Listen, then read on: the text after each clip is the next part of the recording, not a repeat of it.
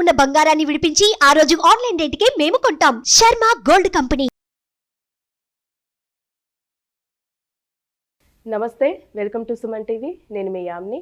ప్రస్తుతం మనతో ఉన్నారు ప్రముఖ ఆధ్యాత్మికవేత్త, ప్రముఖ జ్యోతిష వాస్తు పండితులు డాక్టర్ గుండపూడి శివసుధీర్ శర్మ గారు ఉన్నారు. గురుగారితో మాట్లాడి మనకున్న సందేహాలను అడిగి తెలుసుకుందాం. నమస్కారం గురుగారు. శ్రీమాత్రే నమః. శ్రీ గురుభ్యో నమః.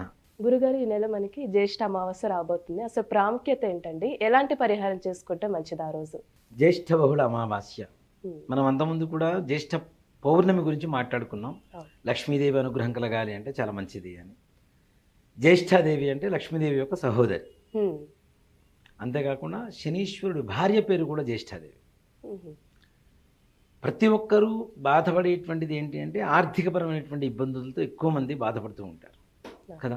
అలక్ష్మి అంటేనే జ్యేష్ఠాదేవి. అలక్ష్మి అంటే దారిద్ర్యము అని అర్థం. ఆవిడ బయటికి వెళ్ళిపోవాలన్నా, లక్ష్మీదేవి మన ఇంట్లో ఉండాలన్నా, జ్యేష్ఠ బహుళ అమావాస్య అందులో శుక్రవారం కలిసి వచ్చింది. వారం కూడా విశేషమైన వారం. ఇంకోటి ఏంటంటే మనం కొన్ని వీడియోలో అంతమంది కూడా చెప్పుకున్నాం, ఐశ్వర్య ప్రదాత ఎవరు అంటే ఈశ్వరుడు. ఐశ్వర్యకారకుడే ఈశ్వరుడు అని చెప్తున్నాం. ఆ రోజున నక్షత్రం కూడా ఆరుద్ర నక్షత్రం, అంటే శివుని జన్మ నక్షత్రం. శివుడు జన్మ నక్షత్రం ద్వారా మనకు ఐశ్వర్యాన్ని ఇస్తున్నాడు. అమావాస్య అంటే శక్తి దేవతలకు ఇష్టమైనటువంటి తిథి. అలాగే వారం వచ్చేసరికి లక్ష్మీదేవికి ప్రీతికరమైనటువంటి వారం. మనకుండేటువంటి సకల దరిద్రాలన్నీ కూడాను పటాపంచలైపోయి అష్టలక్ష్ముల అనుగ్రహం, మహాలక్ష్మి మన గృహంలో స్థిర నివాసం ఉండడానికి మనందరి అదృష్టవశాత్తు ఈ తిథి వార నక్షత్రం మనకి కలిసి వచ్చినాయని చెప్పుకోవాలి.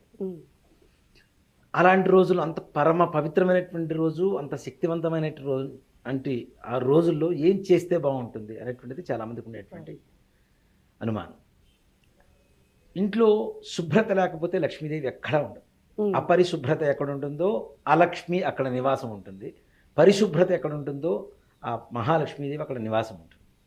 కాబట్టి మనం ఏదైతే శుక్రవారం వస్తుంది కాబట్టి ముందు రోజున ఇల్లంతా కూడా శుభ్రపరచుకొని సాయంకాల సమయం అంటే సంధ్యాదీపం పెట్టిన తర్వాత 7 గంటల తర్వాత మన పూజాగృహంలో ఆవు పేడ కొద్దిగా తీసుకుని వచ్చి శుభ్రంగా అలికి ఒక చిన్న వృత్తాకారం అంటే రౌండ్గా అలికేసి ఆ ఆవు పేడ మీద పసుపు, కుంకుమ, బియ్యపిండి ముగ్గులు పెట్టి చక్కగా అష్టదళ పద్మం వేసి రావి ఆకు ఉంటుంది, రావి చెట్టు ఉంటుంది కదా, రావి చెట్టు ఆకు పెద్ద ఆకు ఒకటి తీసుకొని ఆ ముగ్గు మీద పెట్టి ఆ కలశం అది ఏదైతే ఆకు ఉంటుందో ఆ ఆకు మీద కొద్దిగా బియ్యం పోసి ఒక కలశం, రాగి చెంబు కానీ లేదంటే ఇత్తడి చెంబు కానీ వెండి చెంబు కానీ అది కూడా అవకాశం లేకపోతే చివరికి మట్టి ముంతైనా సరే పెట్టేసి దాంట్లో కొద్దిగా నీళ్లు పోసి దాంట్లో కొద్దిగా సుగంధ ద్రవ్యాలు, గంధము, పసుపు, కుంకుమ, అక్షతలు ఇట్లాంటివి వేసి, అవకాశం ఉంటే దొరికితే వట్టి వేళ్ళు అని చెప్పి మనకు పూజా స్టోర్స్లో వాటిలో దొరుకుతూ ఉంటాయి.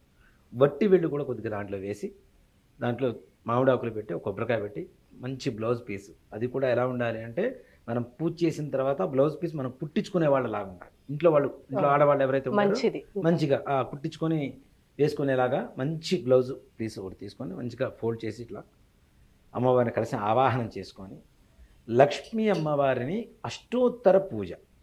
అష్టోత్తరం అంటే మనం ప్రకృతికే నమః, వికృతికే నమః, విద్యాయ నమః, సర్వభూత హితప్రదాయ నమో నమః అని చెప్పి నామాలు చెప్పి పూజ చేస్తూ ఉంటాం. అలా కాకుండా ఒక మంత్రం, చిన్న మంత్రం, దీన్ని సంపుటీకరణ అంటాం. సంపుటీకరణ అంటే ఒక శక్తికి ఇంకొక శక్తిని జోడు చేయడాన్ని సంపుటీకరణం అంటారు. ఇలా సంపుటీకరణ చేసినప్పుడు దీన్ని పాశుపతాస్త్రం అంటారు.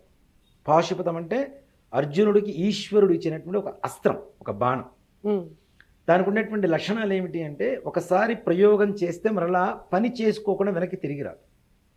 ఈ మంత్రాలకు కూడా అంత శక్తివంతమైనటువంటివి కాబట్టి దీనికి లక్ష్మీ పాశుపతం అని చెప్పి పేరు పెట్టుకోవచ్చు. లక్ష్మీ పాశుపతం చేస్తే మనకు కావాల్సింది ఏముంది, ఇంకా అన్నీ వస్తాయి కదా. అలాంటి మంత్రాన్ని అష్టోత్తరంలో ఉండేటువంటి ప్రతి నామంతో ముందు వెనక లక్ష్మీదేవికి అత్యంత ప్రీతిపాత్రమైనటువంటి పుష్పాలు, చాలామంది కలువ పుష్పాలు, తామర పుష్పాలు పూజ చేస్తుంటారు. కలువ పుష్పాలు అమ్మవారు పుట్టింది కాబట్టి కలువ పుష్పాలు పూజ చేస్తుంటారు. కానీ మార్వాడీస్ ఒక సక్సెస్ మంత్రం ఉంటుంది. ఏమిటి అంటే వాళ్ళు లక్ష్మీదేవికి రాత్రి ఎంత ఆలస్యమైతే అంత. దాదాపు 9 గంటల నుంచి ప్రారంభిస్తారు వాడి పూజ. 10:30, 11, 12 వరకు కూడా చేస్తూనే ఉంటారు. మల్లెపూలతో ఎక్కడైతే లక్ష్మీదేవికి అమావాస్య రోజున రాత్రిపూట పూజ చేస్తామో ఆ ఇంట్లో అలక్ష్మికి ఎక్కడా స్థానం ఉండదు, లక్ష్మీదేవి ఉండనటువంటి స్థానం కూడా ఉండదు మనకి. అంటే అమావాస్య ఎక్కువ ప్రత్యేకంగా చాలా. మార్వాడి అమావాస్య రోజున మనం లక్ష్మీదేవి పూజ చేస్తూ ఉంటారు దీపావళి అమావాస్య రోజున. అలాగే ప్రతి అమావాస్య అంటే దీపావళి అమావాస్య రోజున మనకి మల్లెపూలు అయితే దొరకవు కదా, కాబట్టి ఏ మాసంలో అయితే దొరుకుతాయి మనకి, మన అదృష్టవశాత్తు జ్యేష్ఠ మాసంలో మనకి మల్లెపూలు సీజన్ ఉంటుంది, మల్లెపూలు దొరుకుతాయి.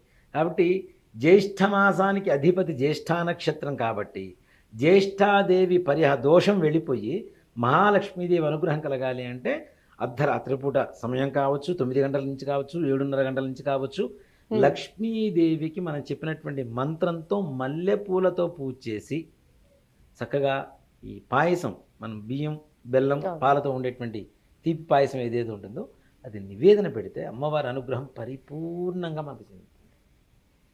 ఎంత అంటే మనకి ఏది కావాలో మనకి తెలియనంతగా లక్ష్మీదేవికి తెలుసు కాబట్టి. అవునా?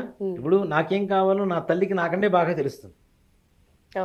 మనందరి జగన్మాత లక్ష్మీదేవి, ఆవిడికి అన్నీ మనకి ఎంతవరకు ఏమి ఇవ్వాలో బాగా తెలుసు కాబట్టి ఏం కావాలో, ఏ రకమైనటువంటి సమస్య నుంచి మనం బయటపడాలో మనం చెప్పుకునేటువంటి మనోసంకల్పం, మన భక్తి, మన విశ్వాసం, ఈ మూడిటి మీద మాత్రమే ఆధారపడుతుంది. అమ్మని గట్టిగా కోప్పడితే ఆమె కూడా కోప్పడుతుంది కదా. అమ్మని ఆర్ద్రతతో పిలవాలి, ప్రేమగా పిలిస్తే తప్పనిసరిగా ఏ తల్లైనా తల్లే అవుతుంది.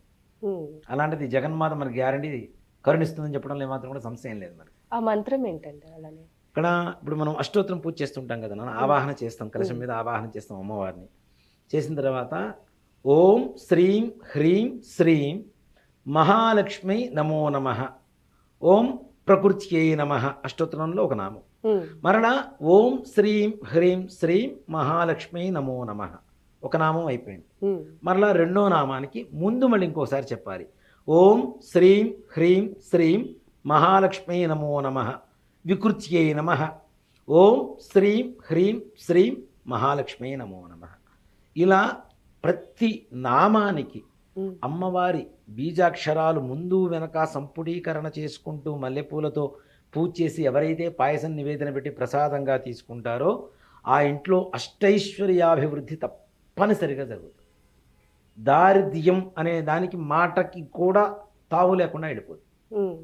అంత శక్తివంతమైనటువంటి రోజు జ్యేష్ఠ బహుళ అమావాస్య, శుక్రవారం, ఆరుద్ర నక్షత్రం కలిసి రావడం, ఇవన్నీ ఈ వీడియో చూసే వాళ్ళ అదృష్టం అని చెప్పవచ్చు గ్యారంటీగా. ఎందుకంటే ఇది చూస్తేనే వాళ్ళు తెలుసుకుంటారు, పూజ చేసుకుంటారు, ఆ దోషాల నుంచి పరిహారం చేసుకొని చక్కగా దోషాలన్నీ కూడా పోగొట్టుకొని సుఖశాంతులతో సంతోషంగా జీవనాన్ని సాగిస్తూ ఉంటారు.